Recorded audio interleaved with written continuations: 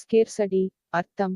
ஸ்கேர்சடி அற்பம் என்பது மனிதர்களின் தேவைகள் அளவற்றவை, ஆனால் அவற்றை பூர்த்தி செய்யும் வளங்கள் ரசோசஸ் குறைவானவை என்பதை குறிக்கிறது. அதாவது நாம் விரும்பும் அனைத்தையும் உற்பத்தி செய்ய போதுமான நிலம், தொழிலாளர், மூலதனம், பொருட்கள், நேரம் ஆகியவை இல்லாத நிலையே அற்பம். உதாரணம்: ஒரு கிராமத்தில் தண்ணீர் குறைவாக உள்ளது. ஆனால் அனைவருக்கும் குடிநீர், வேளாண்மை, சுத்தம் செய்வதற்கான தண்ணீர் தேவைப்படுகிறது. இதுவே தண்ணீரின் பற்றாக்குறை ஸ்கேர்சடி.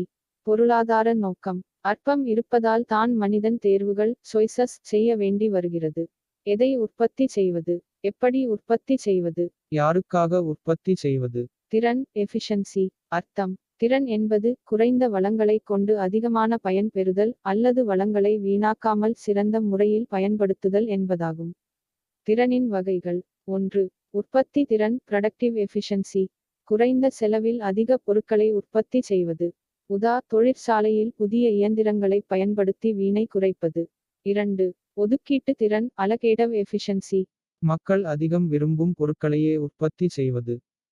உணவுக்கு தேவை அதிகமாக இருக்கும் போது மலர்களை விட உணவு பயிர்களை வளர்த்தல். 3. மாற்றுத் திறன் டைனாமிக் எஃபிஷியன்சி. காலப்போக்கில் தொழில்நுட்ப மேம்பாட்டை செய்து முன்னேற்றம் அடைவது. அற்பம் மற்றும் திறன் உறவு. அற்பம் இருப்பதால் நாம் வளங்களை திறமையாக பயன்படுத்த வேண்டியது அவசியம். வளங்கள் வீணாகினால் அற்பம் மேலும் அதிகரிக்கும். வளங்களை திறமையாக பயன்படுத்தினால் அதே வளங்களை கொண்டு பல தேவைகளை பூர்த்தி செய்ய முடியும்.